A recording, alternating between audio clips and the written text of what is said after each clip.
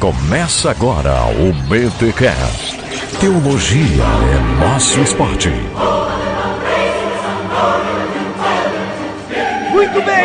Muito bem. Começa mais um BTCast, de número 182. Eu sou o Rodrigo Bibo e Kenoses. Nossa. Ai, eu tinha imaginado algo com isso, mas... Tu pensou, é muito ridículo, né? Mas eu não tive coragem. Aqui é o Mac e... Quando Maria, já grávida de Jesus, foi visitar Isabel, também grávida de João Batista, Jesus tinha menos de 3 meses de vida. Olha aí, hein? Olha aí. Ai, meu Deus do céu. Treta. Ai. Aqui é o Alex e... Cara, não sei nem se eu consigo pensar direito, quanto mais pensar como Cristo Jesus. É uma humildade, né? Já dando a tônica da carta, olha aí. E eu sou Alexandre Melhoranza, eu tenho uma língua e a minha língua confessa que Jesus Cristo é o Senhor. Oh, aleluia. Não falei que ia ser bem crente? Olha aí, a gente é crente, né, gente? Olha aí. Aqui é o William Hertal, e pensar naquele que é a plenitude de todas as coisas, habitando entre os homens, com natureza de homem, sendo visto, ouvido e tocado, pra mim é emocionante, e eu quero fazer isso um dia. Olha aí, todo mundo crente, Mac, né? Olha aí. Gente, tá aqui praticamente o time completo, né? Para o nosso especial de Natal do BTcast, o seu podcast semanal de teologia.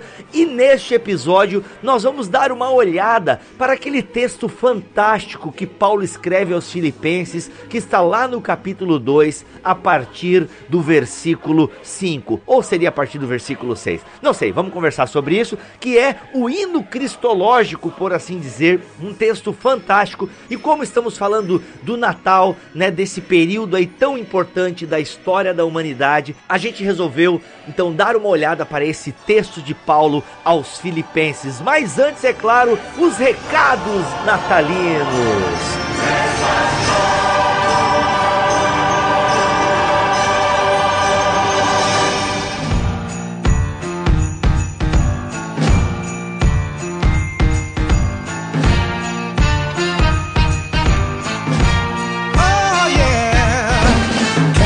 Pessoal, nos recados paroquiais dessa semana eu preciso agradecer a toda a equipe Bibotalk. Pois é, galera, sem a galera que fica nos bastidores, que você quase não sabe que existe, nós não estaríamos no ar. O Bibotalk, ele cresceu e chegou onde chegou e está avançando porque nós temos voluntários, pessoas que estão aí doando os seus talentos para o crescimento dessa obra. Quero agradecer a galera das artes, né, que dão aí toda a cor, toda a vida, embelezam o Ministério Bibotalk, o Caio, o Marcelo, o JP e o Guilherme Match. Gente, muito obrigado por vocês estarem aqui mesmo, fazendo os banners, fazendo as ilustrações. Gente, muito obrigado, né, pelo tempo de vocês. Eu sei que desenhar ou fazer uma montagem nem sempre é fácil, nem sempre é rápido. Pensar, galera, muito obrigado pelo trabalho de vocês. Estendo aqui também ao Peter, que é nosso ouvinte, mantenedor, participa do Fora do Éden, de vez em quando faz uma arte aí também esporádica para nós colocarmos no Facebook. Obrigado, Peter, também pelas artes que você já fez ao longo desse ano. Mas é isso, agradecer a galera das artes que aí dão a cor e a beleza ao Ministério Bibotalk. E olha que, se tratando do Bibotalk, precisa ter beleza mesmo, porque se fosse depender dos apresentadores aí tava feio negócio. Gente, valeu mesmo. E quero agradecer aqui ao Rogério Moreira Júnior, ele que começou como ouvinte e depois se tornou aí participante da equipe, cuidando do Fora do Éden. Se você ainda nunca deu uma chance pro Fora do Éden, gente, você tá perdendo. O Rogério tá fazendo um trabalho fantástico aí com esse nosso podcast de notícias, tá muito legal, tá criando uma identidade e é semanal. E o Rogério tem conseguido aí, junto com a equipe dele, né, uma equipe que tá envolvida aí com o Fora do Éden. Nas edições, a gente tem o Pablo, que é ouvinte também do BTcast, gente boa, tá fazendo as edições. Tem o Edreira, que tá ajudando com as pautas, o Cacau, o Will, o Peter, o Erlan, enfim, essa galera que tá pegando junto aí no Fora do Éden. Gente, meu muito obrigado a vocês.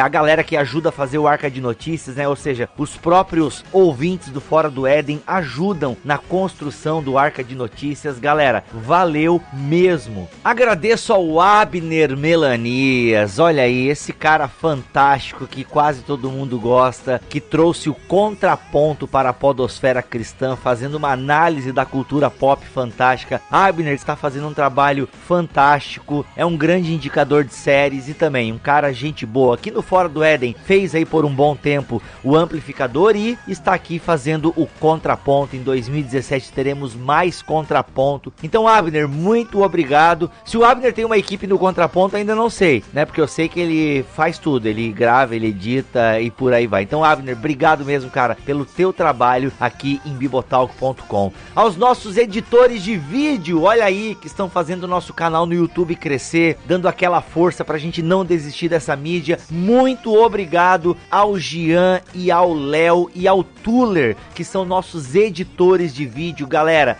muito obrigado aí por darem essa força, né? Eu realmente de vídeo não entendo nada, mas vocês não desistem. Vamos lá, Bibo, melhora nisso aqui, melhora naquilo lá, monta uma pauta, deixa de ser vadio, não sei o que lá, tal. Galera, muito obrigado, né? O Tuller e o Léo que cuidam do BT Vlog e BT Papo, e o Gian que cuida do Popside, a nossa nova atração ali no YouTube. Que você não tá sabendo?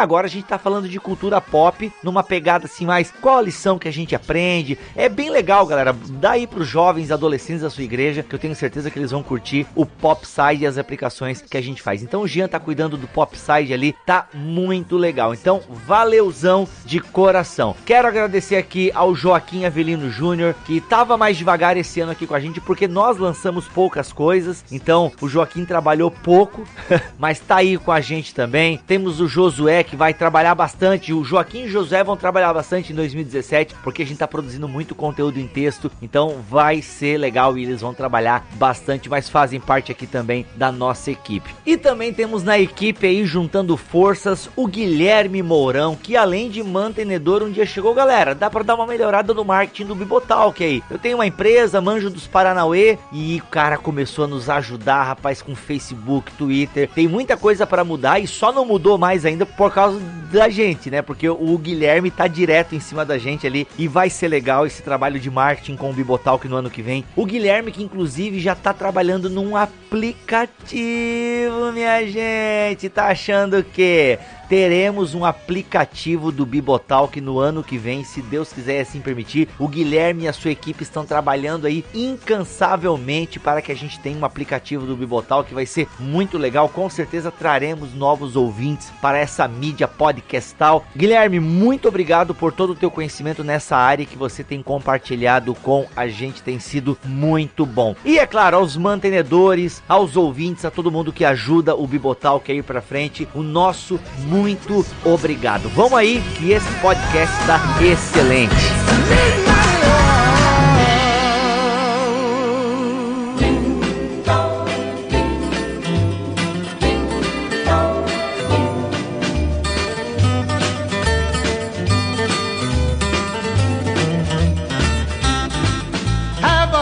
Pessoal, e antes de nós fazermos essa análise, eu não vou dizer aqui análise exegética, porque os mais puristas vão dizer, o que vocês fizeram não foi uma exegese. Sempre tem, né?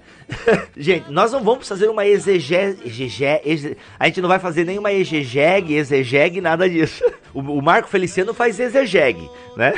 Santo Deus.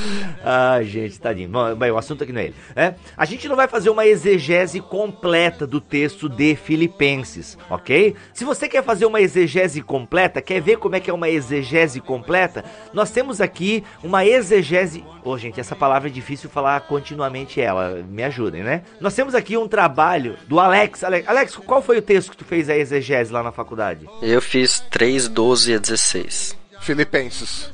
Se você quer saber como é que é uma metodologia exegética completa, nós temos aí a exegese do Alex, que ela foi publicada aqui no Bibotalk, e o link está aqui na descrição deste BTcast. E lembrando, né, Alex, é uma metodologia exegética que a gente aprendeu lá na FLT. Depois, estudando em outras faculdades, eu percebi que existem outras metodologias exegéticas e tal. Então, mas é um modelo de exegese. Mas antes, então, da gente fazer... Até entre o que o pessoal às vezes vai ouvir, 300.000 nomes de diferentes modos, esse seria um modo mais histórico-gramatical, digamos assim, né? Tem crítica textual ali, então, pra quem quer ver, mas é uma concentração mais tá realmente nos aspectos gramaticais do texto. Então, antes da gente fazer, não uma exegese completa do texto de Filipenses, a gente vai fazer quase aqui um OIA, né? Uma observação, interpretação e aplicação. Mas antes disso, é legal a gente falar um pouquinho que esse é o último BTcast do ano de 2016. E a gente vai voltar quando, Mac? Tu já decidiu que é o Mac que decide aí quando é que a gente volta.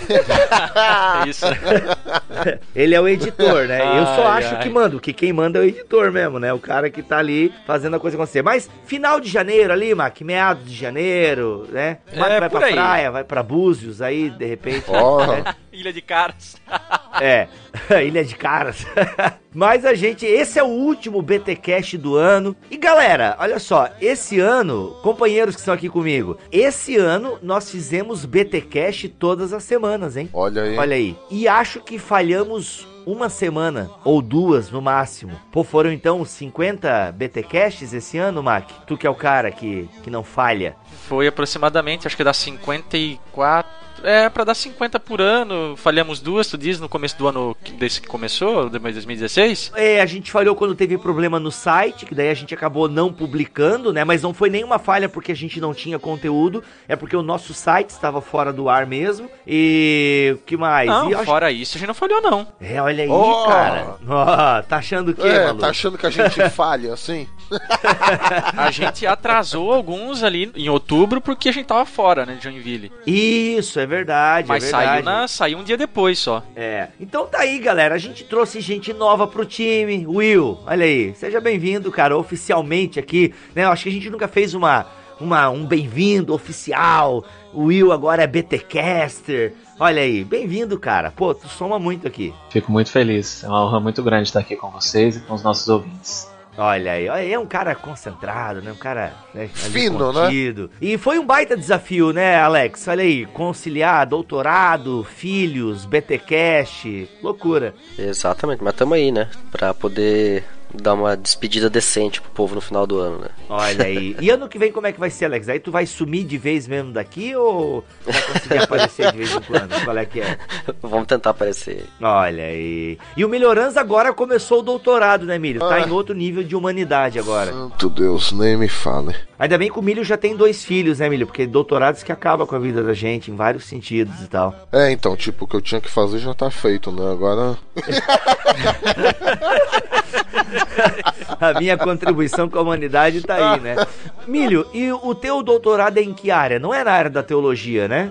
Você já pincelou isso naquele BTcast sobre Egito, mas fala um pouco mais aí desse doutorado que tu começou esse ano. O meu doutorado, por uma questão da universidade aqui na França, não ter o curso de teologia, é uma universidade pública aqui da França, não tem o curso de teologia, mas tem o curso de história e a concentração em história dos documentos mediterrâneos. Como o povo de Qumran também é considerado um povo mediterrâneo, eu acabo fazendo a minha tese em cima de teologia. Não deixa de ser um assunto teológico, né? Afinal, eu vou tratar um pouco sobre o sofrimento na perspectiva sacerdotal de Qumran, e isso eu vou ter que analisar: sofrimento no Antigo Testamento, sofrimento em outros escritos judaicos da mesma época, e não deixam de ser documentos históricos também. Então a minha orientadora e o laboratório de pesquisa dessa universidade acabou aceitando o meu projeto de pesquisa em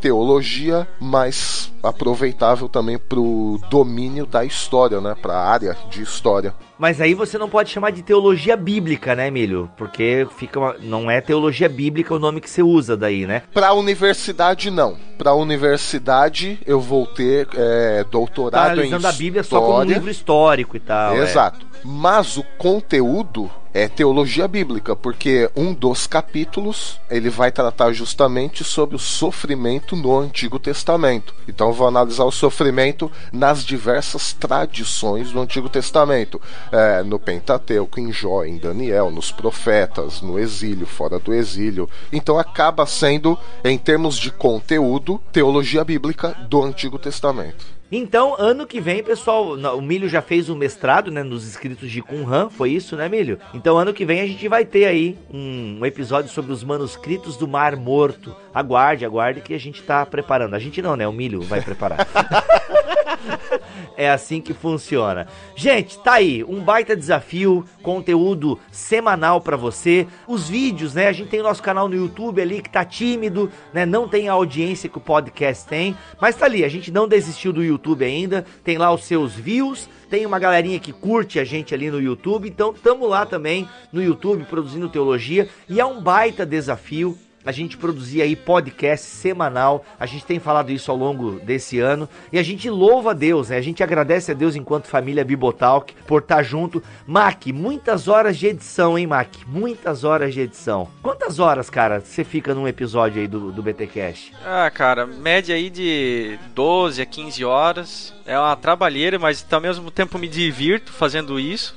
É bem legal. O Milho tava falando agora há pouco em off, né? Meu, como é que tu consegue trabalhar com 4 áudios, 3 áudios, enfim. Mas cara, o resultado fica fantástico, né? É legal ver aí o pessoal se beneficiando de todo esse trabalho que a gente tem feito pra eles, né? Inclusive o Mac virou selo de qualidade aí na podosfera cristã, né? A gente vê aí nos fóruns de podcast cristão, a galera, a edição do Mac, não sei o que. A gente já ouviu isso em loco também. A edição, bom gosto musical, já ouvi também elogios. Isso, justamente, olha aí. Então, cara, é um baita desafio mesmo. E, gente, a gente louva a Deus, né? Eu, quando comecei, eu não chamava nem de ministério, né? Quando eu comecei esse blog, né? Que hoje em dia a gente chama de ministério, a gente não tinha essa pretensão. A gente queria abençoar, né? Agora, eu não imaginava que iria abençoar tanta gente como tem abençoado aí. Chegamos na casa, né, dos 3 milhões de downloads, podemos dizer assim, porque a gente perdeu aí será que a gente chega a 3 milhões? Ou não chega? A gente não tem 1 milhão perdido?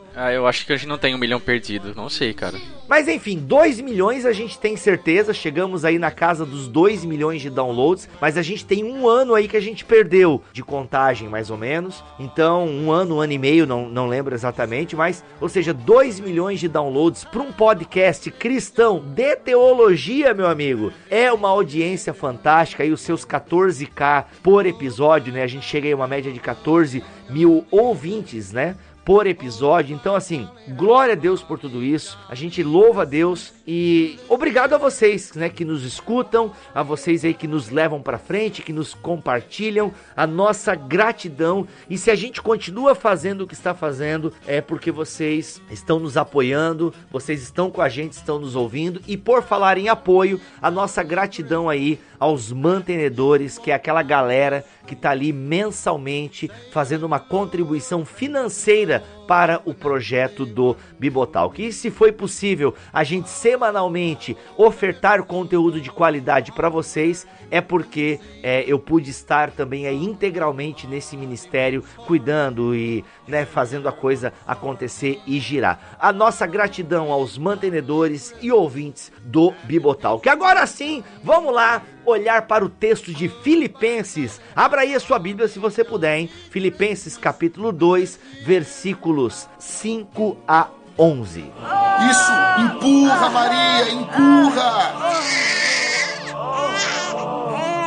Bom, galera, então como o Bibo já falou, antes da gente partir aí pro nosso exercício exegético, ou breve exercício exegético, vamos ler juntos aqui Filipenses 2, versos 5 ao verso 11. Seja a atitude de vocês a mesma de Cristo Jesus, que, embora sendo Deus, não considerou que o ser igual a Deus era algo a que deveria apegar-se, mas esvaziou-se a si mesmo, vindo a ser servo, tornando-se semelhante aos homens. E sendo encontrado em forma humana, humilhou-se a si mesmo e foi obediente até a morte e morte de cruz. Por isso Deus o exaltou à mais alta posição e lhe deu o nome que está acima de todo nome, para que ao nome de Jesus se dobre todo o joelho no céu, na terra e debaixo da terra, e que toda língua confesse que Jesus Cristo é o Senhor, para a glória de Deus, o Pai. Poxa, Milho, se tu lê assim quando tu vai pregar no culto, olha... Né?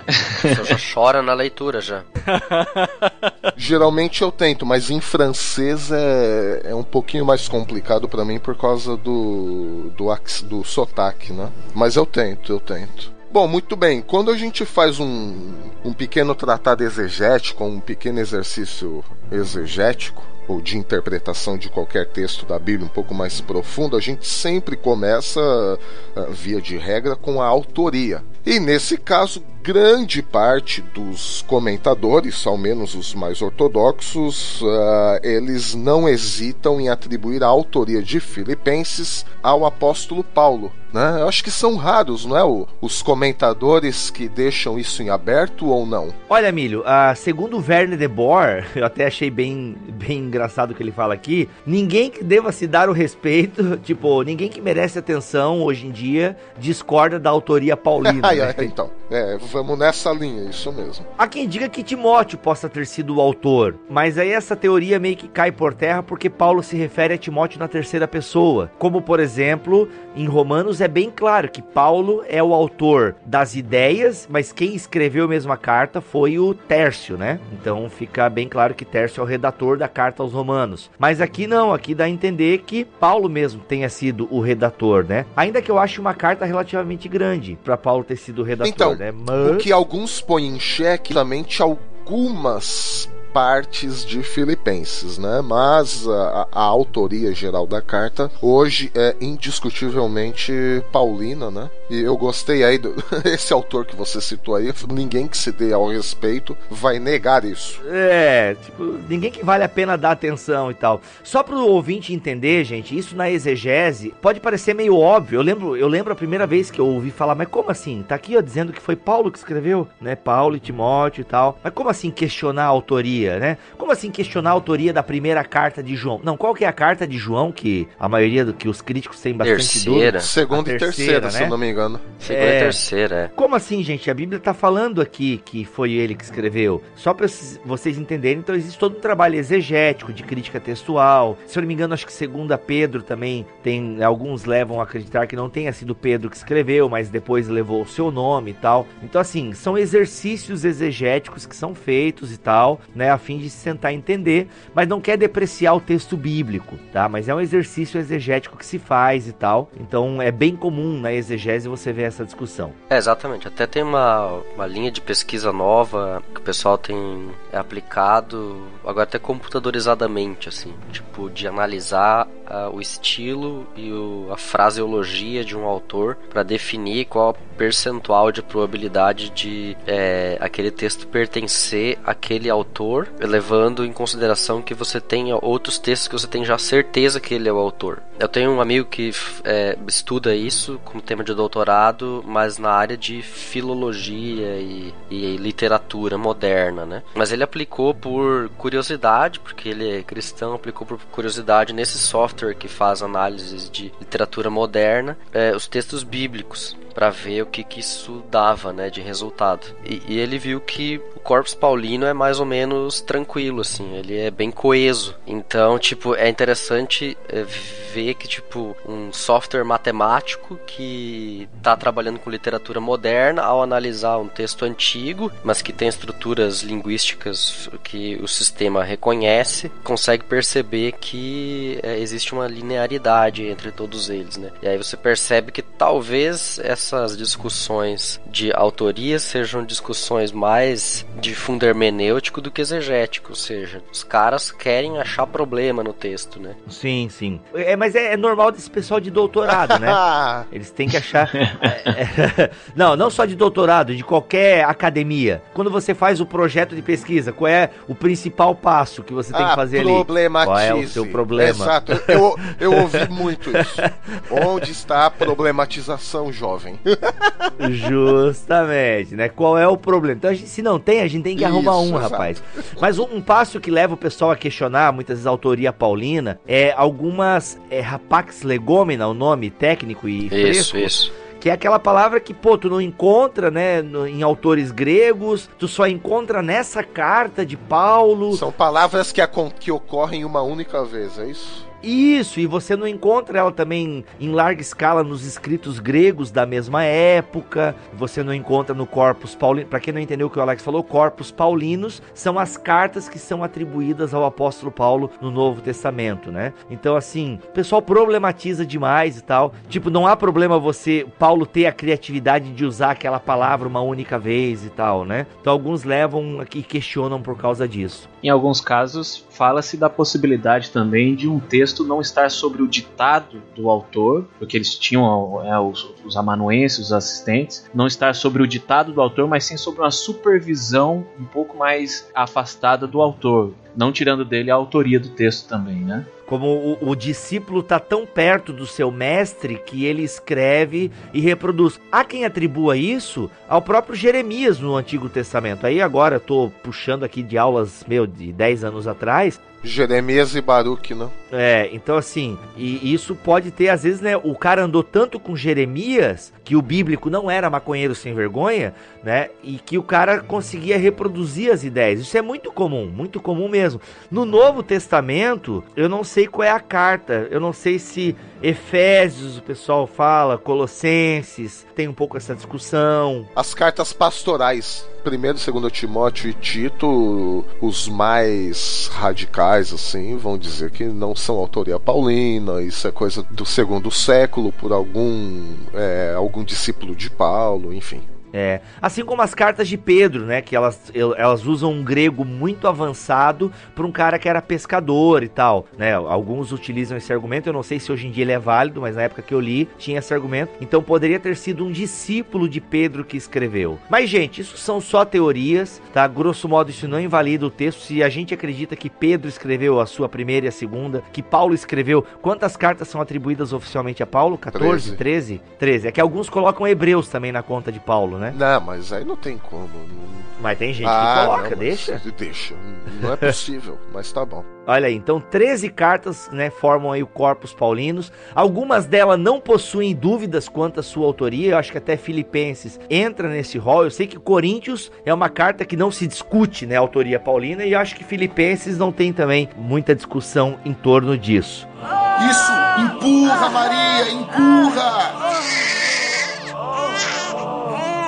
O motivo da carta, o que leva Paulo a escrever a carta aos Filipenses? Essa é a questão, né? Porque alguns autores, eles vão dizer que é difícil definir um único propósito para a carta, né? Então pode ser que Paulo quisesse expressar seu agradecimento, né? Porque os filipenses se envolveram no problema dele, né? Que problema, Milho? Problema financeiro, problema né? Salvo financeiro, enganos, exatamente. Ele só aceitava a oferta da igreja de Filipos. Os mantenedores de Paulo. Aí, isso, justamente. Ele escreve para agradecer, mas ao mesmo tempo a gente nota algumas exortações na carta. Então, quer dizer, ele não escreve unicamente para agradecê-los, né? Tem alguma coisa ali acontecendo. Então a gente se coloca essa questão, né? Ele escreve então só para agradecer ou escreve para exortar eles por causa de alguma coisa, de algum outro problema? E que outro problema é esse? Então são algumas questões que nós nos fazemos, né? Quando a gente fala qual é o real motivo da carta aos Filipenses. Para mim, todo problema reside naquelas duas fofoqueiras lá. Elas que fizeram Paulo escrever tudo isso aí. Mas apesar das exortações, o tom da carta no geral, ele parece assim bem amigável assim, né? Eu arriscaria dizer que é a única carta que o tom é amigável do começo ao fim. Inclusive, aí lembrando do nosso recém-falecido Russell Shedd, ele, no comentário que ele escreve sobre Filipenses, ele destaca muito a questão da repetição do termos alegrai-vos. Sim. Se a gente pensar daí na questão do propósito da carta, né, e do que permeia a carta, cara, uma vez eu li, gente, agora eu não posso confirmar a fonte, mas se eu não me engano a palavra alegria aparece, sei lá, 47 vezes. Exatamente, por causa dessa repetição aí insistente. A carta da alegria, né? Ele, inclusive, ele deu o nome do livro dele de Alegrai-vos no Senhor, né, o Russell Shedd, né, que é o comentário dele desse livro, né? Então pode ser que eles estivessem passando algum problema, alguma tribulação, alguma angústia, e Paulo escreve alegrai-vos. Pode ser então? E qual seria então essa angústia? Seria aí um caso também para estudarmos depois. Ou será que é a angústia de Paulo? Porque essa carta foi escrita de uma prisão em Roma, né? Se a gente colocar aí a data e o local de origem da carta. Tem que lembrar também do problema da doença do Epafrodito. Boa. Né? Exato.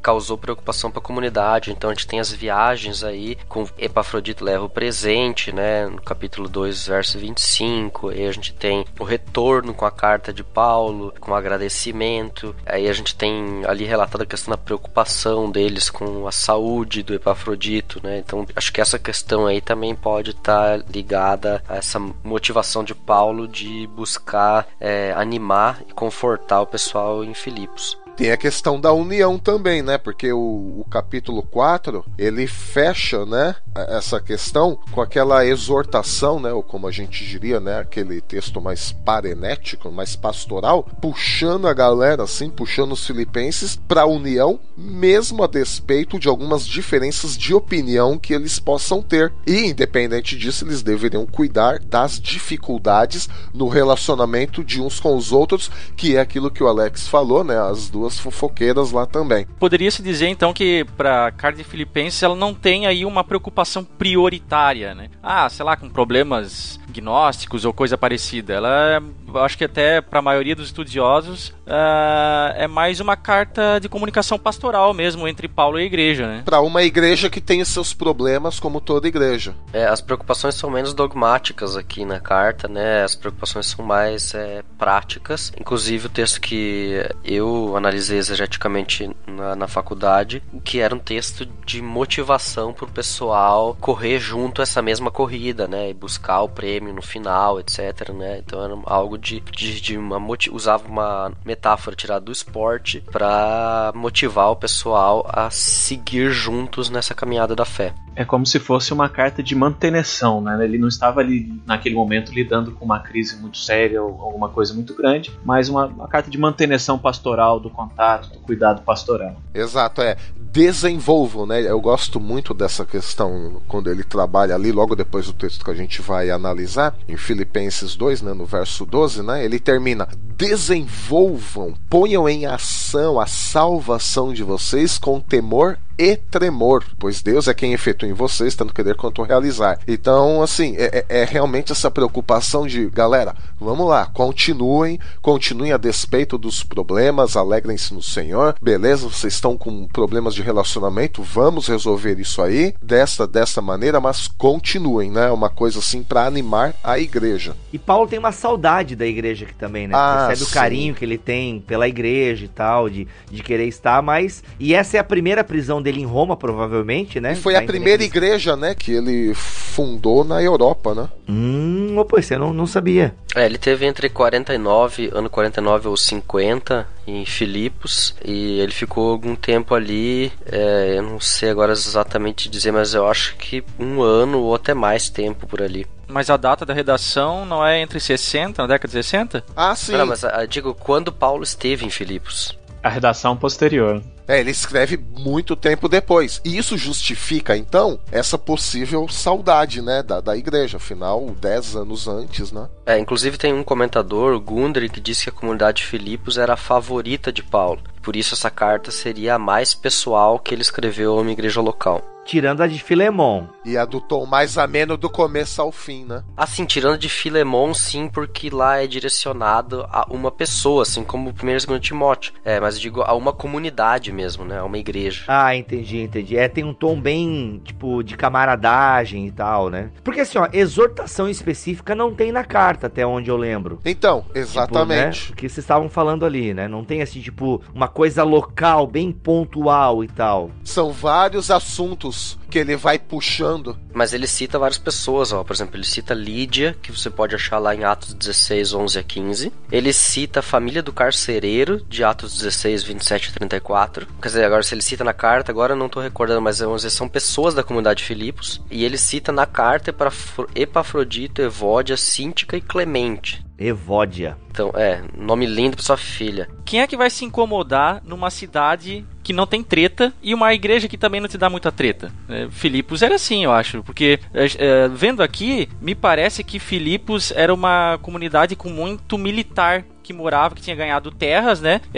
Filipos era uma espécie de uma mini Roma, por assim dizer, e até onde eu sei, não era nenhum centro de, de grandes discussões teóricas, nem nada disso. Então, parecia ser um povo mais sossegado nesse sentido, até por conta da presença militar ali, e automaticamente isso não trazia muitas preocupações para Paulo, né? Embora, Mac, isso que você falou justifica, então, o verso 20 do capítulo 3, quando Paulo diz que a nossa cidadania, porém, está nos céus, de onde esperamos ansiosamente o Salvador, do Senhor Jesus. Então pode ser que houvesse também algum tipo de orgulho, né?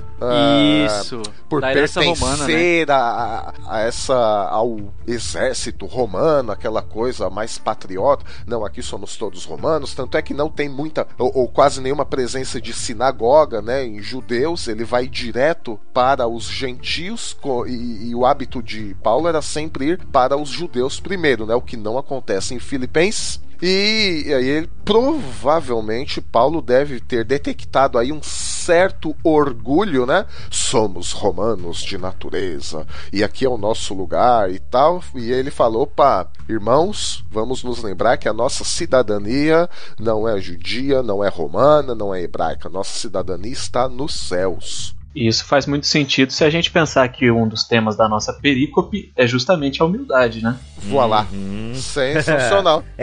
Ser servo, né? Ser servo. Muito bom. Então é um problema que Paulo detectou mesmo à distância, e claro, né, com a ajuda de Epafrodito também, naturalmente, e pode ser aí um dos assuntos principais, embora não seja o único assunto tratado em Filipenses. Eu queria fazer uma observação que talvez seja interessante aqui, considerando que a possível datação da carta é final da década de 50, início da década de 60, ou seja, muito próximo do fim da vida de Paulo. A gente sabe que ele está encarcerado em Roma, provavelmente, né? Quer dizer, a gente não sabe se é em Roma ou se é alguma outra prisão anterior. Cesareia e tal, né? Cesareia tem outras possibilidades, isso eu acho que também não é tão importante, mas o fato de ele estar preso e ele estar no final da vida dele, nos demonstram que ele já tem toda uma vivência cristã, né? Não é o Paulo do início lá, o missionário, assim, né? Exatamente, desbravando o mundo, é o cara experimentado no sofrimento, que chega no final da sua vida e diz para sua comunidade talvez mais querida, onde ele passou mais tempo: alegrem-se no Senhor, sejam humildes, caminhem juntos. Cara, isso é uma mensagem de impacto. Exatamente.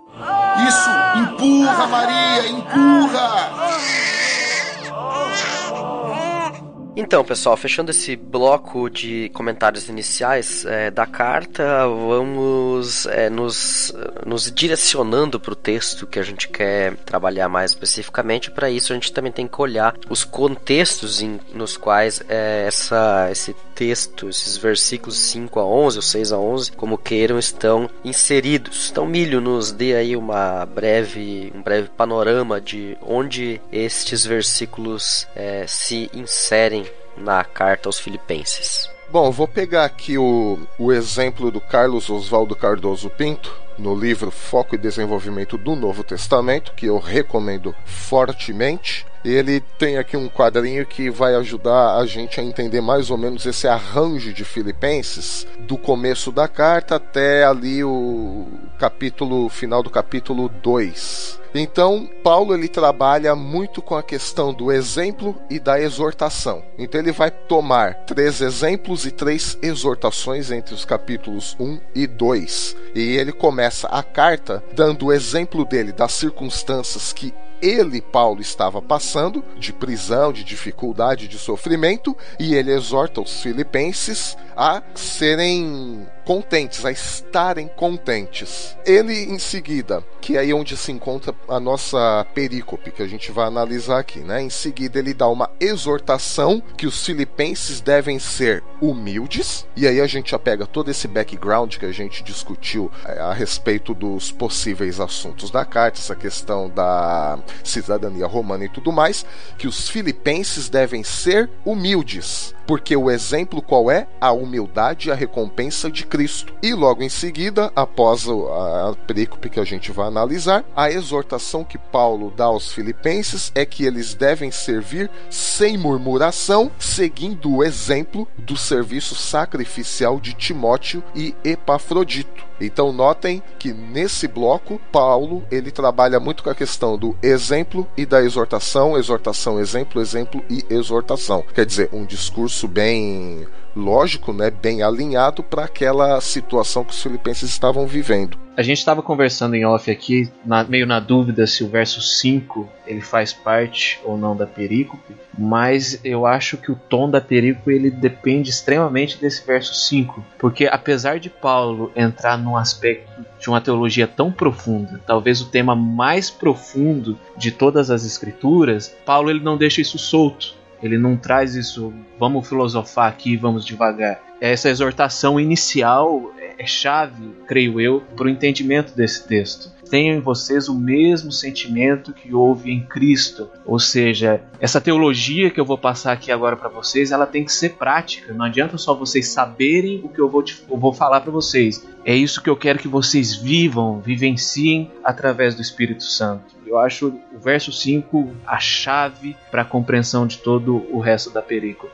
Will, isso que tu falou, e até casando com o que o Milho falou anteriormente, é interessante porque no versículo 3, né, não sejam egoístas. Como é que a gente definiria egoísmo? Uma pessoa que só pensa em si. Definição rasa e básica de egoísmo. Não sejam egoístas, nem tentem impressionar ninguém. Sejam humildes. Tá, Paulo, mas como assim ser humilde? Toma aí então um exemplo de humildade. E aí pegando aqui, cara, o que vocês falaram anteriormente, né, o que o Mac falou ali, dessa talvez pomposidade dos filipenses, né, por serem aí uma cidade romana e sossegada, todo mundo bem estabilizado financeiramente, a gente pode ajudar Paulo, dar dízimo, oferta alçada, triplicada e coisa arada e tal. Então, assim, tipo, pegando esse orgulho, ele tá falando, galera, ó, não sejam egoístas, sejam humildes, considerem os outros mais importantes do que vocês. E eu vou dar um exemplo pra vocês, ó, tá ligado Cristo? Então, Cristo é maior que Roma, tá? Ele é o verdadeiro Kaiser, né, o Quírios, né? Então assim, ó, tá vendo esse cara que é superior a Roma,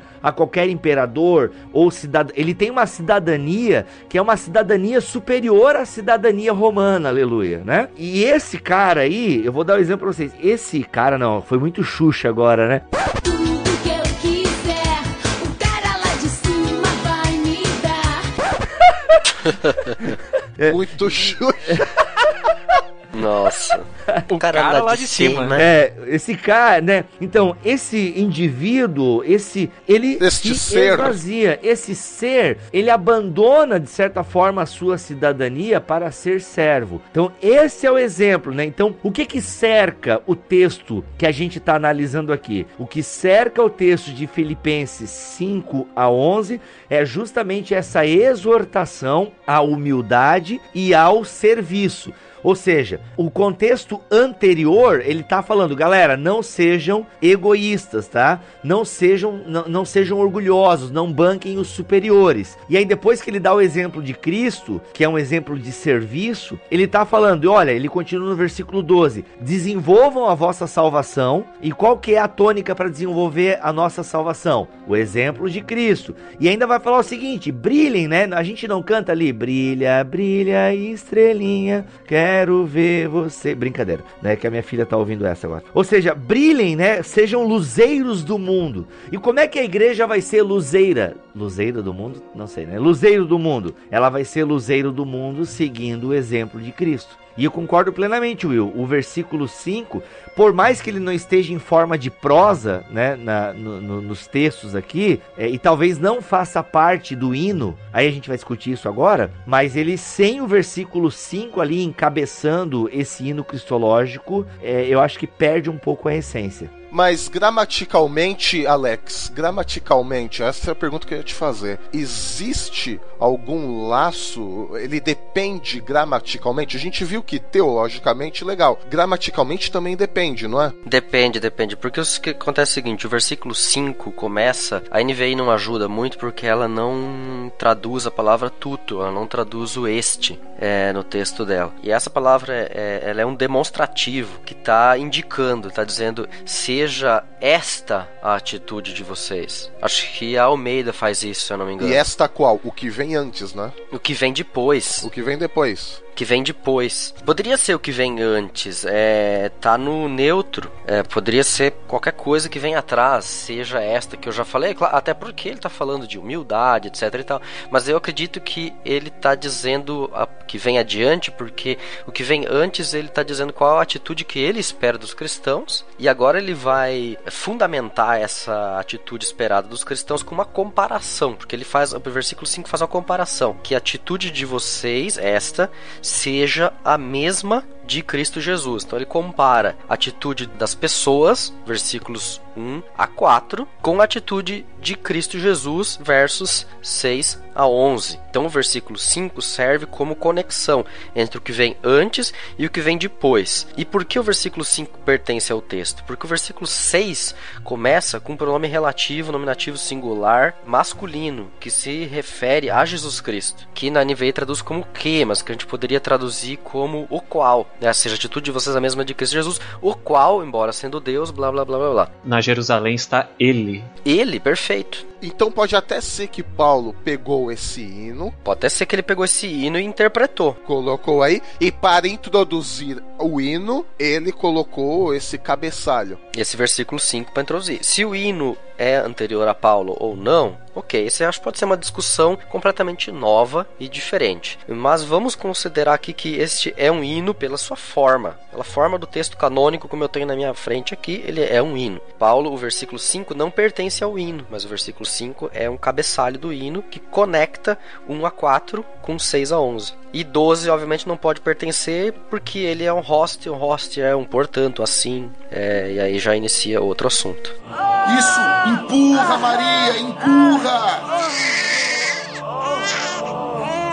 Lembrando, pessoal, que na Bíblia, né, nos manuscritos originais e mais antigos, não tem essa separaçãozinha que a gente tem aqui na nossa Bíblia, que são essas epígrafes, esses subtítulos aqui. Geralmente esses subtítulos são acréscimos de editores, de comentadores, então, tanto que varia de Bíblia para Bíblia. Até mesmo a pontuação do texto, um uncial grego maiúsculo, né, que um uncial é maiúsculo, uma coisa, não tem vírgula, não tem ponto, não tem nada, não tem nem acento nas palavras, né? Então você tem que ir pela estrutura do texto, você tem que imaginar que ele tem uma vírgula. Nestle Alan, no final do versículo 5, coloca uma vírgula, né? Mas isso é uma facilitação para você ler, assim como ele põe acentos, né? Que no uncial não tinha acento, né? Já que a gente tá um pouco nessa parte da crítica textual, né? O que é a crítica textual? É quando a gente olha pro texto original que a gente tem hoje, que é a 27ª edição. Acho que já lançaram a 28ª edição de Nestle Alan? Eu tô com a 28ª aqui na minha frente. Olha, Olha. Que tá na internet, você pode consultar na internet, ó, mandar o link aqui, o povo pode consultar. Olha aí, então que é o que a gente tem de mais moderno na manuscritologia, né, do Novo Testamento, mas se a gente olha também o Novo Testamento grego, ele também se mantém de certa forma atual. A crítica textual é quando a gente olha e a gente dá uma olhada se tem alguma alteração no texto indicada nas notas de rodapé, né, na crítica textual que esses editores fazem.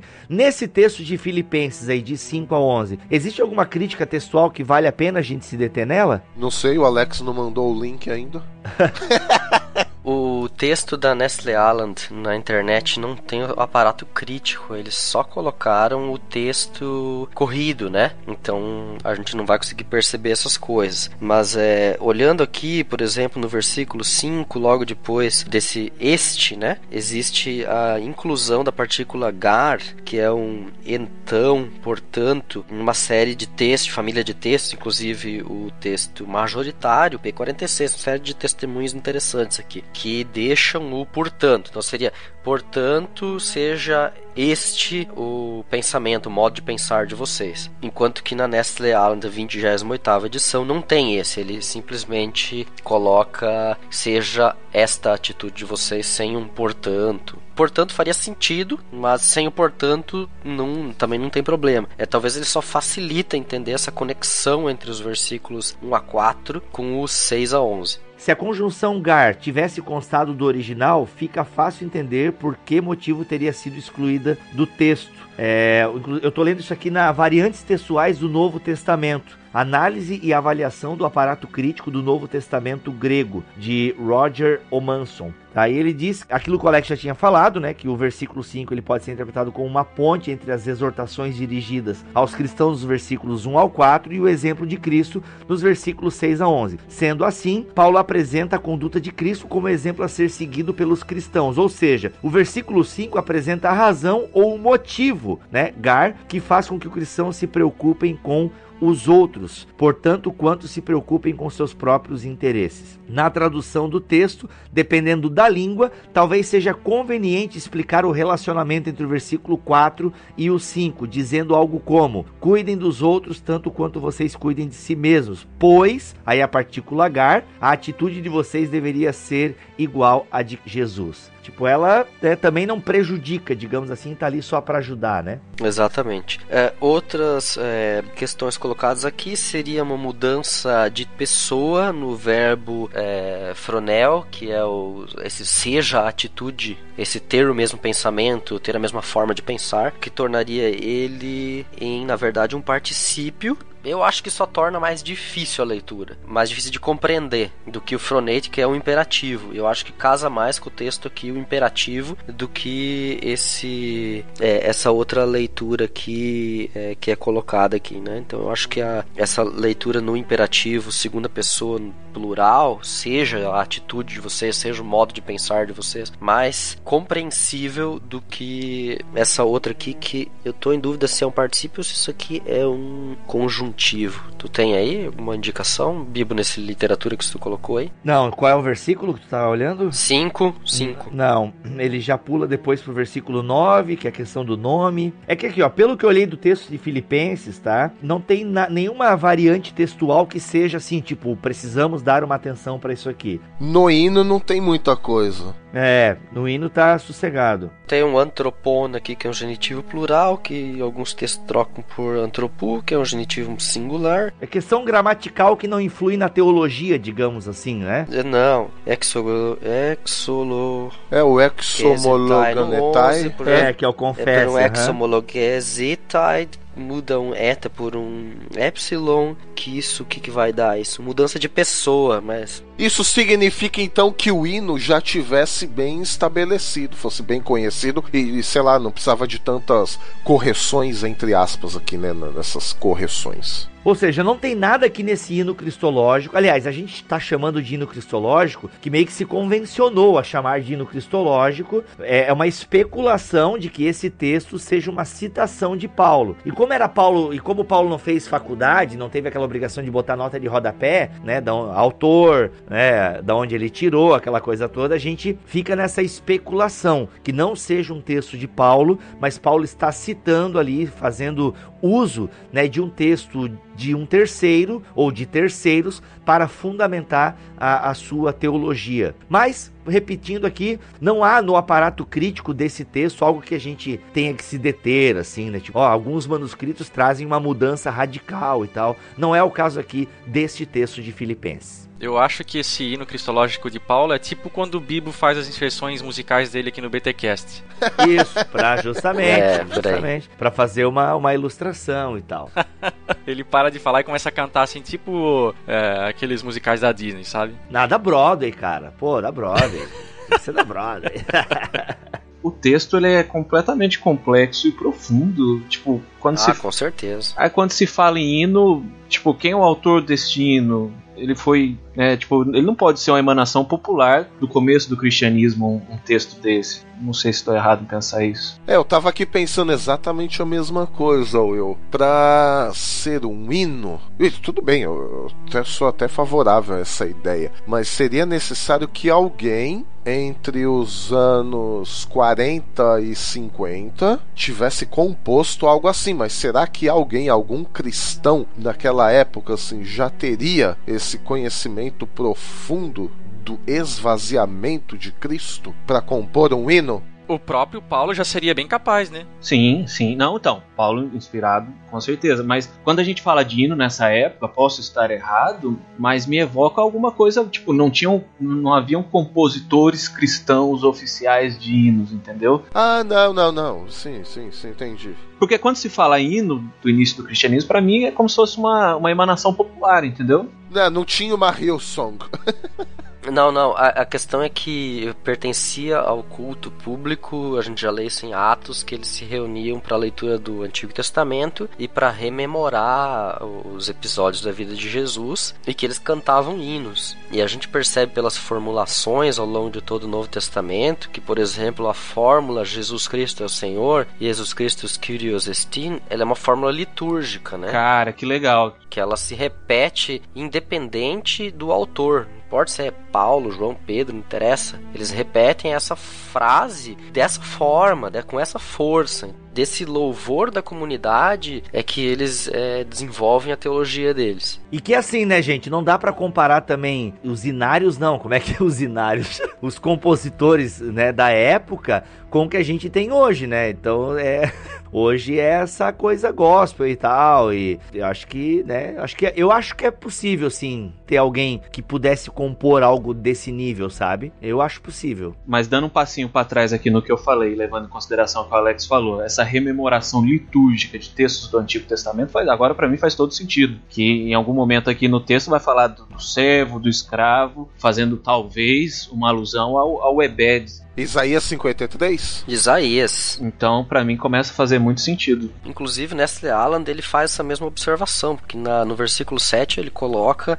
vide Isaías 53, versos 3 e 11. Mas o que tem em Isaías 53? Mas daí no Isaías 53 não fala tanto, aí a gente já entrando um pouco na questão do texto, né? Porque a gente tá tratando o texto aqui de Filipenses 2, 5 a 11, pensando em encarnação, e a gente já vai fazer análise semântica da palavra kenosis. Mas existe uma comparação que é essa com Isaías. Eu até vou pegar o texto aqui, porque Isaías fala de entregar a alma na morte, né? Não, mas fala do servo sofredor. E aí a kenosis, em último caso, foi para ele sofrer. Sim. Eu quero falar sobre o Natal como tragédia de Deus. A gente vai chegar lá.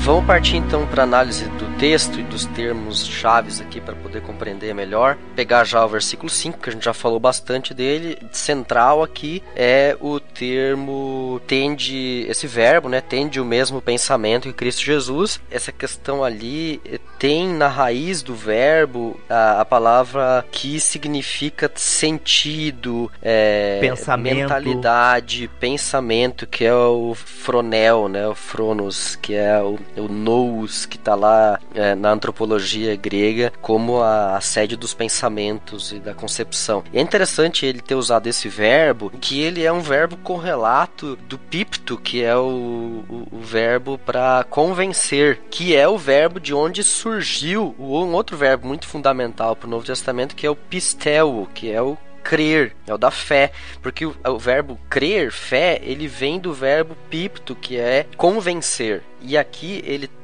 o phroneite, ele pertence a essa mesma gama de sentidos que é o ter a mentalidade, ter essa forma de pensar. Então a gente, nos últimos décadas, a teologia sempre enfatizou muito essa questão de que a fé tem mais uma questão de entrega, de confiança, etc e tal, contra uma fé racionalista, mas ela se esqueceu que semanticamente a fé tem um elemento de racionalidade muito concreto. E os conteúdos racionais da fé cristã pertencem ao mundo da racionalidade. Paulo utiliza agora aqui um argumento que chama o leitor a utilizar o seu cérebro. Eu penso, eu observo, eu direciono a minha mente para... Exatamente, ele falou uma série de atitudes e ele agora fundamenta racionalmente elas para que você internalize isso de forma racional e passe a agir desta forma porque você foi convencido de que esta é a forma correta de se agir. Você vê, você entende e age.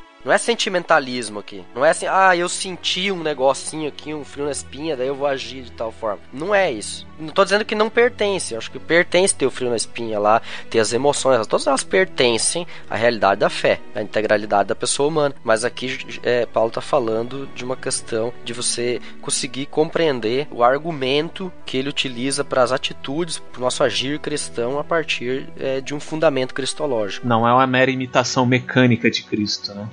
Não. Tem que passar pela cabeça isso primeiro. Inclusive, Alex, isso evoca diretamente o hebraísmo de Paulo. Por quê? Para os judeus não faz nenhum sentido você conhecer, você ver alguma coisa e não participar e não viver aquilo. É diferente. Não fazer, exato, eles usam, né? Azar, né? Não fazer. Então, hoje a gente consegue, por causa até dessa mentalidade grega que foi sendo construída, a gente consegue ter um conhecimento teórico.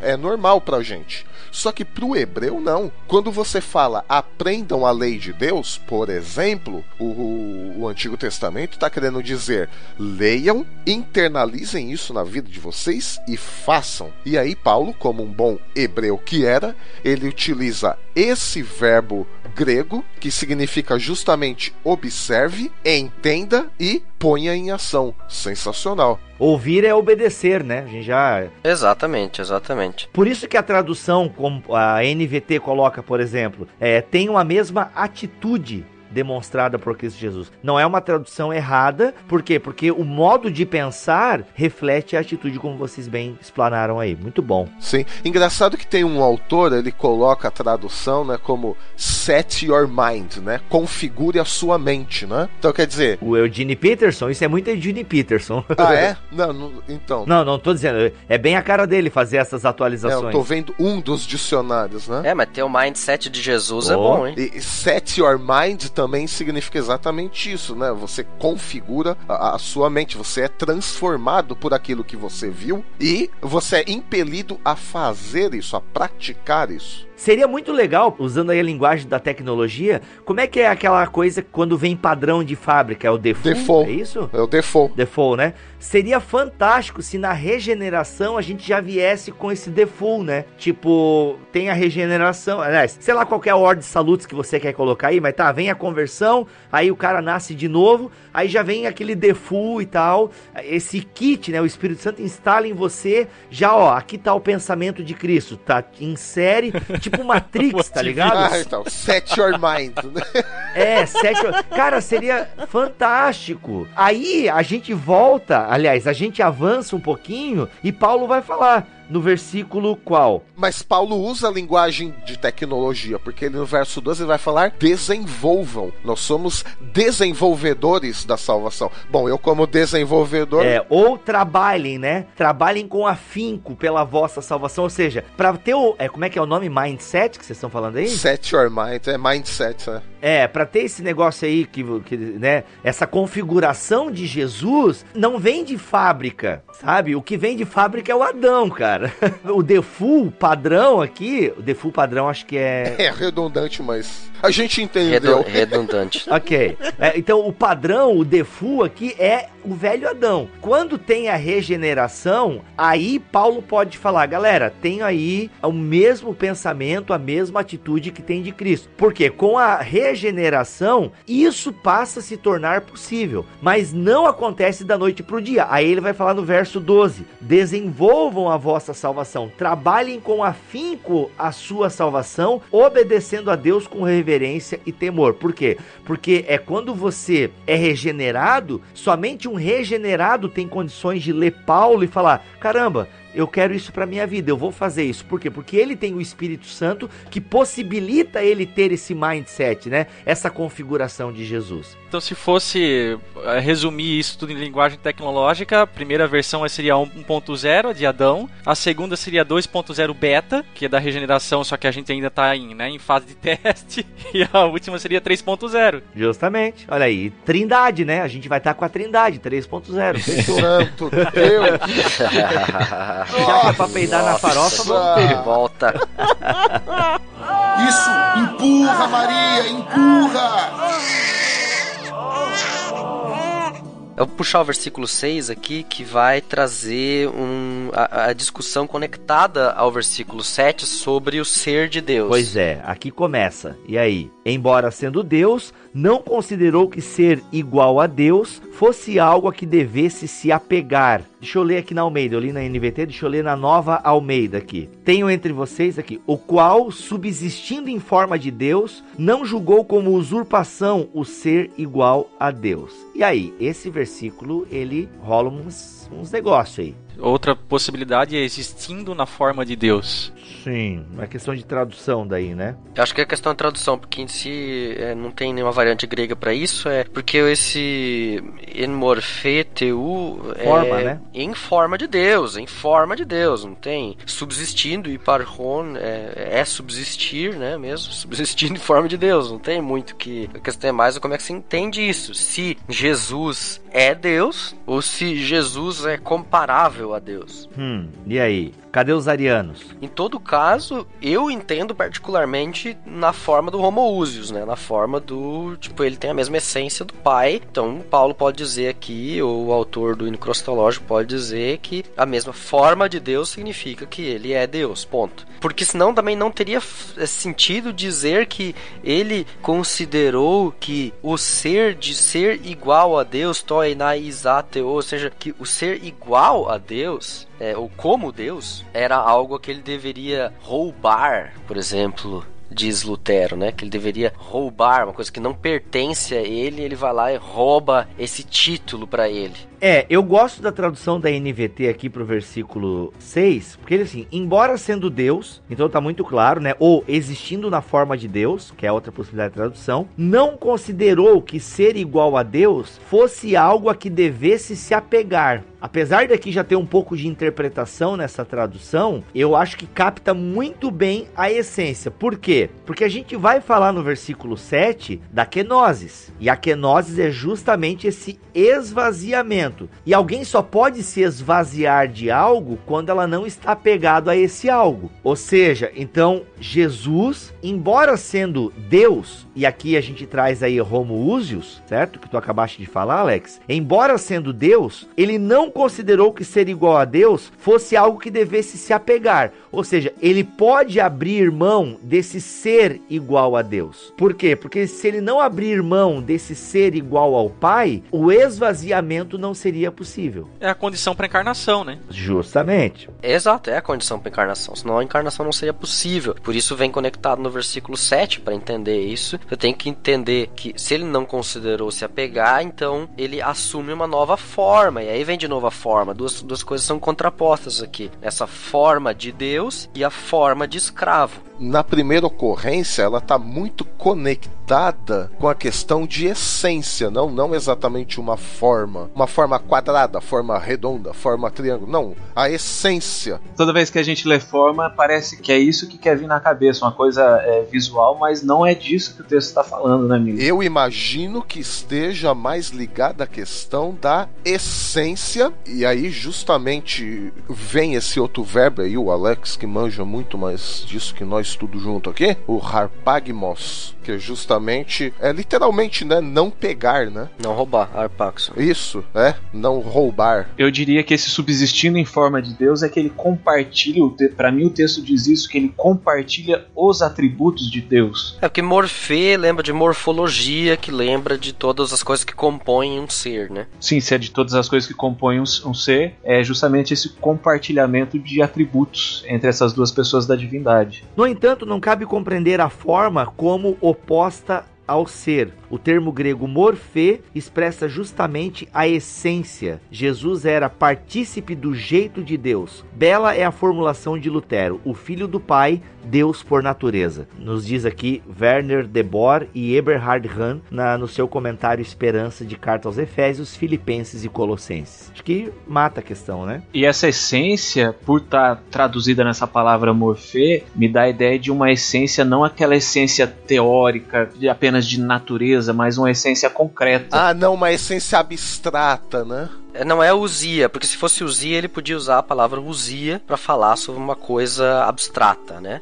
Mas, então, aí é um palpite meu, hein? E aí vamos ver se eu faço uma heresia ou não. Talvez Paulo, por ser hebraico, ele ainda está dotado da mente hebraica, escrevendo em grego, e nós sabemos que o hebraico, eles são péssimos em abstrações. Ele vai tratar de Deus na língua grega como morfê e não usia, uma coisa abstrata, mas como uma coisa concreta, como toda a teologia do Antigo Testamento. Deus está aqui. Por quê? Porque o tabernáculo está aqui, porque o templo está aqui, porque a arca está aqui. E no Novo Testamento, Jesus vive em nossos corações.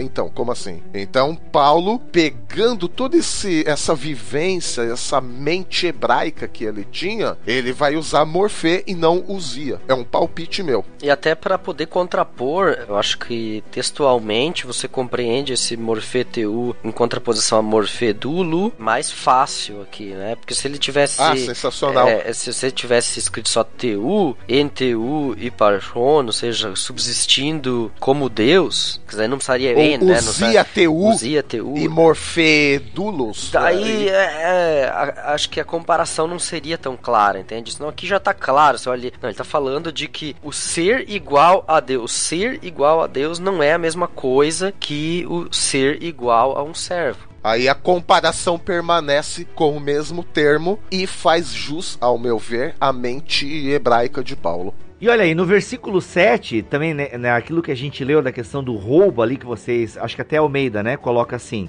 o qual, subsistindo em forma de Deus, não julgou como usurpação o ser igual a Deus. O Werner de Boer coloca aqui, ele faz uma comparação com Satanás, né, porque de alguma forma Satanás, o inimigo, ele quis ser como Deus, e essa foi a queda dele, segundo diz a teologia. Como os homens também, Bibo. Claro. Justamente. Como então, os assim, homens querem sempre ser igual a Deus.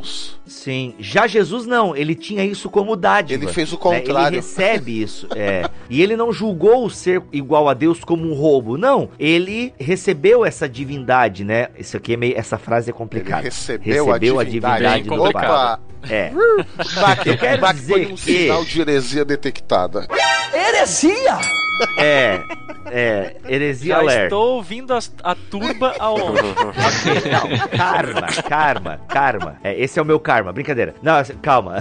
Eu quero dizer Olha lá no fundo. Oi, gente, Tô calma, vendo eu fogo. posso explicar. É de René, me Pessoas abraça. vindo com É de René, me ancinhos, abraça. machados. Corre, Bibo, corre.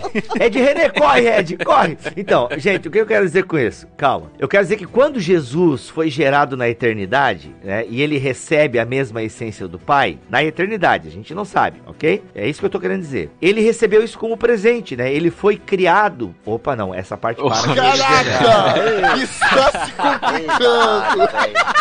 Calma, que, criado e gerado é muito parecido, calma, é fácil se confundir. Calma.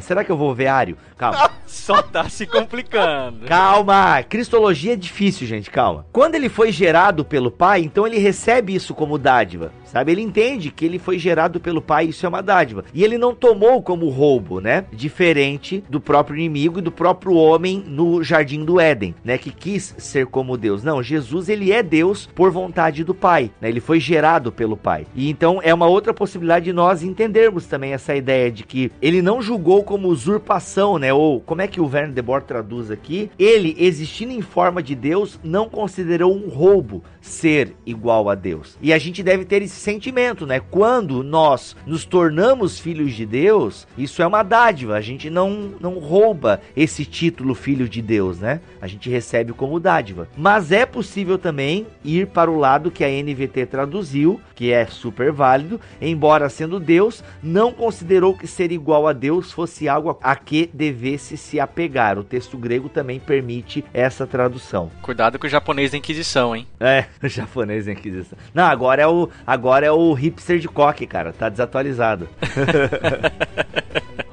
Isso, empurra, Maria, empurra! A parte B do verso 6 parece que ela vai conversar com a parte A do verso 7, como se fosse dois lados de uma mesma moeda, em que no verso 6 há uma espécie de decisão intelectual, né? Ele não julgou por usurpação ter os direitos da divindade ser igual a Deus, então uma espécie de decisão intelectual, para no verso 7 partir para a prática. Mas antes a si mesmo se esvaziou. Antes não no sentido de tempo, mas de conjunção aqui. Ele se esvazia após essa decisão intelectual. Então, no versículo 7, Will, a gente tem essa famosa palavra akenosis. Como é que tá no original aí, Alex? Eu sei que é outro termo. Não, tá escrito ekenose, né? Um verbo aoristo, terceira pessoa singular. É passado, então? Esvaziado? Esvaziado, porque é aoristo, né, pontual, uma vez no passado, se esvaziou, porque ele é reflexivo, né, na sua tradução, né, se esvaziou. Isso, esvaziou a si mesmo, poderia ser colocado aqui na NVT, a Nova Almeida. Porque ele tem um eauton na frente, então, a si mesmo esvaziou. A Almeida fica, ele se esvaziou, a Nova Almeida coloca. Esse termo aí, kenosis, já gerou muita discussão na teologia, né, o que é esse esvaziar-se de Jesus? A gente entende, já defendemos aqui em outros BTcasts a questão da encarnação, tá? Ou seja, a gente tem a segunda pessoa da Trindade se encarnando, ou seja, Maria carregava no seu ventre Deus, né? A gente defende aqui o Theotokos, correto? Se eu lembro bem aqui da ortodoxia do Bibotalk. Somos todos aqui Theotokos.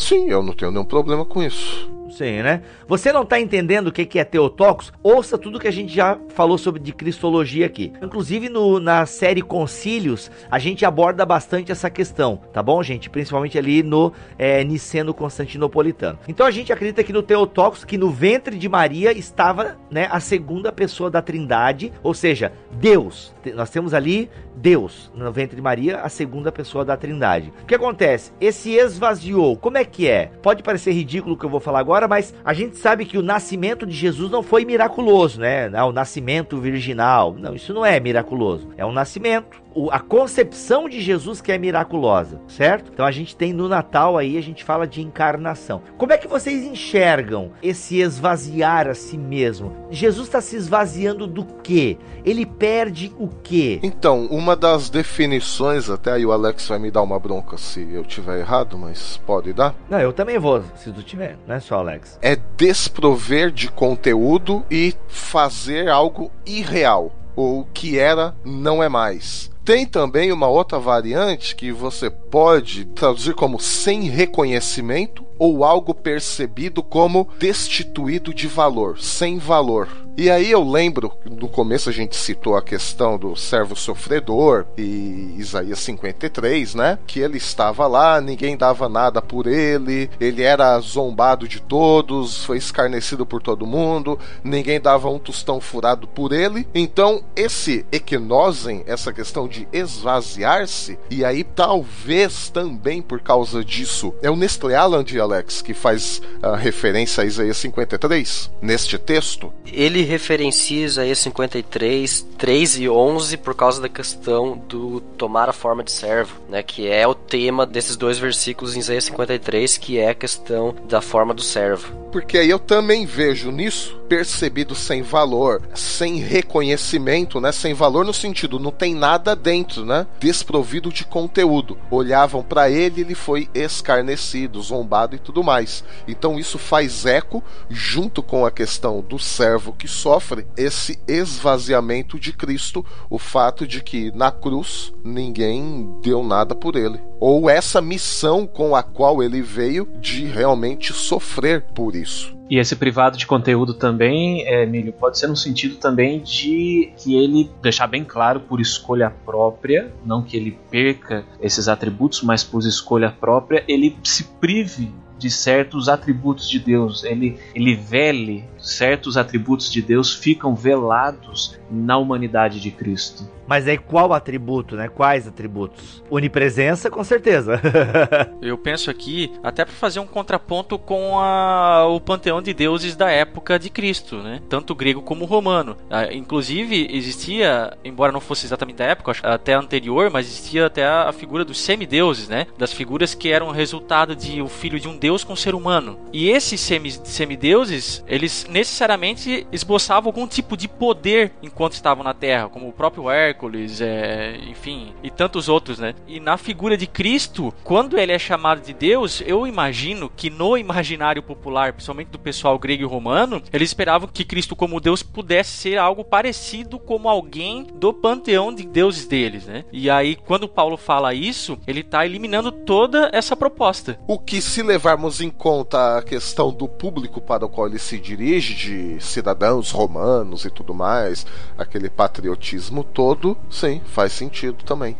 Há quem diga que esse esvaziamento, né, ou assim mesmo se esvaziou, em nada diz respeito à questão de redução dos atributos, né? Mas eu acho isso meio complicado porque realmente Jesus não era onipresente. Ele estava de alguma forma em forma física, né? Contingenciado pelo corpo físico, né? Justamente.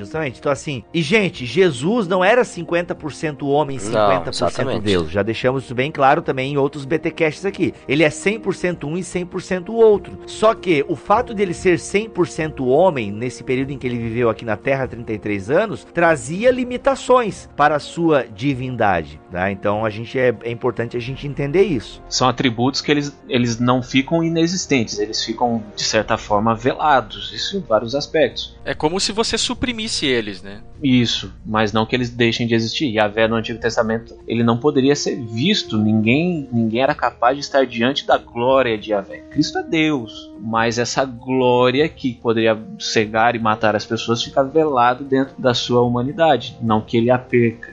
O Novo Dicionário da Bíblia, ele diz uma coisa legal aqui, ao tomar a forma de servo, necessariamente ficou envolvida a limitação necessária da glória que ele pôs de lado a fim de poder nascer em semelhança de homens, né? Essa glória de sua unidade pré-existente com o Pai lhe pertencia porque desde toda a eternidade ele existia em forma de Deus. Essa glória estava oculta na forma de servo, por ele assumida quando tomou a nossa natureza e apareceu a nossa semelhança. E com a aceitação da nossa humanidade, ele também assumiu o seu destino como o servo do Senhor, né? Porque aqui, quando vocês citaram Isaías 53, a gente consegue fazer uma dupla aplicação da kenosis aqui. Porque kenosis, numa tradução simples, é esvaziamento, né? Ou derramar. Então pode ser tanto esse esvaziamento, né, do céu para a terra, né, na encarnação para o ventre ali de Maria, Deus se derramando? Isso, Deus se derramando, como pode ser também Deus se derramando na cruz, né? Entregando a sua alma na cruz, que daí vem o paralelo com Isaías 53. E essa entrega na cruz só foi possível porque Jesus era 100% homem, né? Essa entrega à morte, essa kenosis, só é possível por causa do derramamento, né? Ou seja, ele assumindo a forma de escravo. Não seria possível a cruz sem a kenosis. E aí, tanto da kenosis de Deus se derramando sobre a terra, a segunda pessoa da Trindade se derramando e assumindo a forma de homem, como também derramando a sua alma, e aí fazendo paralelo com Isaías 53, versículo qual? 12? Derramou a sua alma na morte. Então a gente tem aí uma dupla aplicação da kenosis, né? Além disso, o dicionário Strong, na concordância mais exaustiva... E esse é forte, hein? Esse é forte. Ele vai dizer que tem o vocábulo origem, que é kenos, que também pode significar neutralizar. E aí calha com aquilo também que o Will falou, né? De abrir mão por vontade própria, temporariamente, de alguns atributos. Ele neutraliza alguns atributos. Agora, quais? É uma discussão, mas o fato é que existe isso. 1 Coríntios 1,17, o termo kenosis, ele é traduzido como anulação. Isso! Empurra, Maria! Empurra! E, gente, uma coisa aqui pra gente, o verbo kenosis não, né? O termo kenosis, casando com tudo que a gente tem falado aqui, de novo leio no Novo Dicionário da Bíblia. A kenosis, por conseguinte, começou na presença de seu pai, com sua escolha pré-encarnada para assumir nossa natureza. Conduziu inevitavelmente à obediência final da cruz, quando da forma mais plena possível derramou sua alma na morte. Aí ele cita aqui uma série de textos, né? Romanos 8:3, 2 Coríntios 8:9, Gálatas 4:4, Hebreus 2:14 e por aí vai. E aqui, quando eu falei do Natal como tragédia de Deus, né? Falei isso até rasamente no Facebook, a gente discutiu até no nosso Telegram, porque eu tava pensando, quando eu olho para kenosis, e já que a gente tá na análise semântica desse termo, já quero falar isso agora, quando olhamos para ela, eu vejo isso da minha perspectiva como uma coisa muito boa. E aí é o Natal é festa, ele é luzes, e é uma coisa muito boa, né? O Emmanuel, o Deus conosco, né? Jesus é essa boa notícia do Deus que morre no meu lugar, que assume o meu pecado e me torna justo perante o Pai e me livra da ira de Deus. Isso é evangelho. Então, para mim, Natal é festa, né? É os anjos cantando, é o coral, isso é tudo muito lindo. Mas eu comecei a pensar no Natal esse ano, cara, até por ser pai, e eu comecei a pensar no Natal na perspectiva de Deus, na perspectiva do Pai. E quando eu olho para kenosis, nesse primeiro passo da kenosis, né, da encarnação, cara, a gente tem na encarnação de Cristo a materialização do plano divino. Esse plano salvífico de salvar a humanidade. Por mais que sacrificar o próprio filho tenha sido ideia da Trindade e já tenha nascido, né, na eternidade, isso não torna a decisão do Pai menos dolorida. Eu penso dessa maneira, sabe? Eu acho que, por mais que tenha sido plano divino o sacrifício de Jesus, a própria kenosis, né, nesse duplo sentido de nascimento e morte de Jesus, foi uma dor grande para o Pai. E aqui me permitam humanizar Deus e fazer aí uma antropopatia, já que a Bíblia faz muito isso, me permitam fazer um pouco isso, mas eu imagino que deve ter sido uma dor para o Pai, e imagino que deve ter sido uma dor para o Filho também, abandonar a glória, sabe? Porque, imagina, Deus está morrendo por pessoas, né? E aqui eu antecipo, Deus está se encarnando, porque eu penso que a encarnação, ela marca justamente a obra total de Cristo. Então, na encarnação a gente tem a materialização da obra de Cristo, né? É aquela obra derradeira que a gente olha e lamenta e comemora, né? Que é a Sexta-feira da Paixão e a Páscoa. Mas eu já dou muita importância para a encarnação, porque nela começa a obra salvífica de Deus. E da perspectiva do Pai, cara, e até mesmo da relação entre pai e filho, de uma relação perfeita na eternidade, eu olho como uma tragédia, sabe? Porque, cara, olha só o que Jesus tem que passar, o que Deus tem que passar ao entregar o seu filho por pessoas que não merecem. Então eu comecei a olhar o Natal da perspectiva de Deus e fiquei um pouco, caramba, só aumentou minha gratidão, sabe? Pô, Deus, valeu. A maneira sensacional que eu acho que ficou representada de maneira gráfica, né, iconográfica no cinema, foi quando do filme da Paixão de Cristo, o Mel Gibson, quando Cristo tá na cruz, e para retratar o sofrimento de Deus, coloca a câmera bem lá de cima, assim, e aquela que parece uma gota de chuva, mas na verdade é uma lágrima caindo do céu, né? Visto de cima, assim. Ah, eu também gosto, cara. Pode chamar de herege aí, eu curto. Cara, é muito legal essa solução cinematográfica que o Mel Gibson proporcionou aí pra representar o sofrimento de Deus. E aí no ponto ainda da questão do esvaziamento, apesar disso, Jesus tinha toda a autoridade pra poder fazer diferente se caso quisesse, né? Pra evidenciar isso, eu lembro da passagem dele no jardim, né, do Getsemane, quando ele fala para os discípulos, se eu quisesse, eu poderia pedir para o Pai uma legião de anjos, eles estariam aqui. Então ele não perde a autoridade. Ele tem autoridade para fazer algumas coisas extra ou sobrenaturais, né, próprias da autoridade de um Deus, mas ele não faz.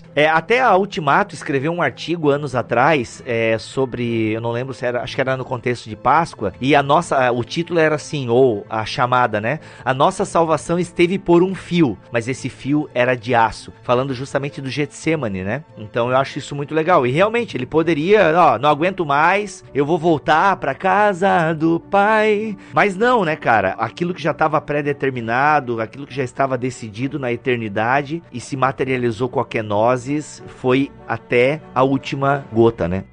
Isso! Empurra, Maria! Empurra!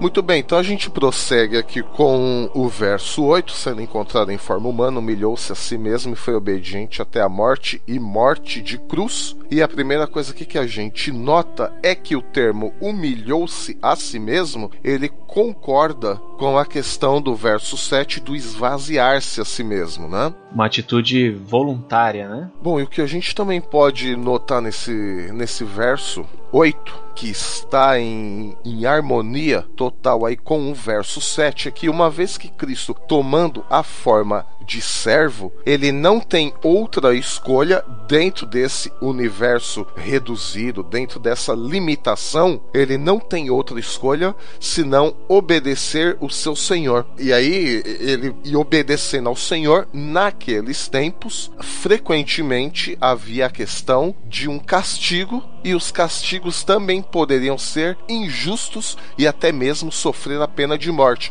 Então Paulo evoca essa situação, como diria, social também daquela época, para ensinar até que ponto Cristo ele foi por amor a nós. Até que ponto ele foi nessa questão de realmente ser o Deus encarnado. Parece que há uma sequência lógica nessa descendência aqui, Miriam. Então, primeiro, numa atitude, digamos, intelectual, ele não julga por usurpação ser igual a Deus, ele abre mão dos seus direitos, provisoriamente dos seus direitos como Deus, se esvazia, depois de se esvaziar, torna-se a semelhança de homens, é reconhecido em figura humana, se humilha por vontade própria, sempre por vontade própria, torna-se obediente e, por fim, vem o castigo da desobediência. Ele é obediente, mas por fim vem o castigo da desobediente, que é a morte. E Paulo, para arrematar, para ninguém pensar que ele está falando de outra coisa, diz: e morte de cruz. Eu acho muito, muito bonito isso. E isso faz eco de novo, Will, com Isaías 53. O castigo que nos traz a paz estava sobre ele. Então, de novo aí, eco de Isaías 53, do servo sofredor. O legal de perceber nessa questão da desobediência é que nesse caso específico, diferente do que seria com um ser humano normal, é que ela é invertida, né? Ele assume o castigo da desobediência nossa, né? Quando o exemplo estritamente humano seria a desobediência da própria pessoa que estaria sendo executada, né? E nesse caso foi o contrário. Ah, sim, e detalhe, né? Mais uma vez, retomando essa questão da colônia romana, dos oficiais romanos, aquele patriotismo todo, nós sabemos que os romanos, eles eram severos em suas punições, em seu castigo, né? Então Paulo, ele evoca essa imagem de castigo até a morte de cruz. Então isso deve ter feito muito sentido para essa igreja que estava acostumada a esse tratamento romano, de um sofrimento, de uma punição, de um castigo na cruz. Então Paulo sabiamente pega os elementos teológicos de Isaías 53, ele sabe para quem ele está se dirigindo, para uma colônia de patriotas romanos, e usa os elementos da cultura daquela época. Então, quer dizer, Paulo, ele constrói ali todo o arcabouço para dizer o quê? Tá vendo? Vocês sabem do que eu estou falando, porque vocês veem tudo tudo isso. Então o que eu peço é, ajam como Jesus agiu nesses termos. Agora você imagina a cabeça dessas pessoas ouvindo isso, pessoas vindo do paganismo grego. Que Deus é esse? Que Deus é esse que era Deus, escolhe velar os seus atributos divinos, se esvazia, torna-se homem, mas não é qualquer homem, não é como um de nós, não é um patrício, se torna homem servo, e se torna um servo submisso e obediente, e ao fim ele morre, mas não é qualquer morte, é a morte mais humilhante e mais sofrida que pode existir naquele contexto, que é a morte de cruz. Que mensagem difícil e ao mesmo tempo maravilhosa para aquelas pessoas ouvirem, né? É como o Paulo falou na primeira carta aos Coríntios, né? A sabedoria de Deus e a loucura para o mundo. E justamente porque naquele contexto romano, só os escravos e a ralé mesmo, né, morria por crucificação. O patrício, ele não estava sujeito a esse tipo de castigo, né? Jamais, exato. Isso mostra de novo a humilhação máxima e esse esvaziamento que Jesus sofreu. Até a gente falou das questões teológicas, né, quando a gente tratou desse termo, mas tem também a questão social, porque Jesus, ele foi tratado como um escravo, como de fato, né, de novo voltando para Isaías 53, mas também na questão social, né, como alguém da mais baixa qualidade. Então, de novo, um esvaziamento na questão teológica, nas questões mais profundas e tudo mais, mas também na questão social, porque ele morreu como qualquer membro da classe mais baixa do povo daquela época. Isso traz pra gente que se nós, eu, Milho, Mac, Bibo, se nós estivéssemos lá na cidade de Filipos, nós não poderíamos dizer que Cristo veio como um de nós, num sentido social. Cristo, ele veio como o servo nosso, alguém abaixo da linha social daquelas pessoas, provavelmente daquelas pessoas que faziam parte daquela igreja. Isso é muito significativo. E novamente, isso vai fazer sempre eco ao Antigo Testamento, ao Ebed, aquele que veio, mesmo sendo Deus, veio como homem, mas além de homem veio como servo. É fantástico isso, o mais alto da divindade vindo servir a humanidade. Eu acho muito bonito isso.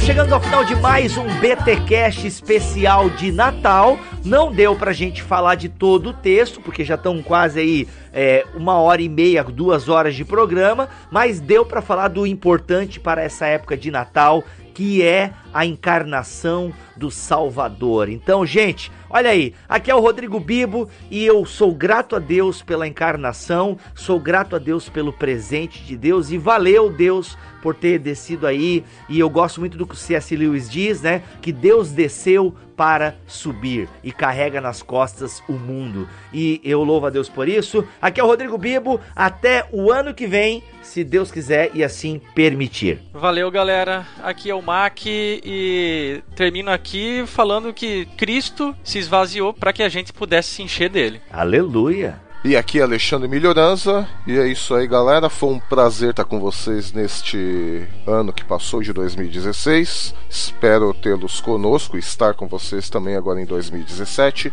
Feliz Natal, um ótimo ano novo a todos, e vamos também nos esvaziar como Cristo assim fez. Aqui é o William Hertal e que nós tenhamos o mesmo sentimento que houve em Cristo. Muito bem, pessoal, eu agradeço a todo mundo que nesse ano acompanhou o nosso trabalho aqui no Bibotalk, especialmente o pessoal também que tem lembrado em oração de nós aqui, dos membros do Bibotalk no exterior, e agradeço também por terem suportado nossas ausências ao longo desse tempo. Peço que continue nos carregando nesse tempo final agora de doutorado, também do Milho, que tem uma caminhada bastante grande pela frente, e quero rogar a Deus pela bênção para nós e para todos vocês que nos ouvem. Que o Senhor te abençoe e te guarde, que o Senhor faça resplandecer o seu rosto sobre ti e tenha misericórdia de ti, que o Senhor sobre ti levante o seu rosto, te dê a sua paz e assim abençoe o triuno Deus, o Pai, o Filho e o Espírito Santo. Amém. Amém. Amém. Amém.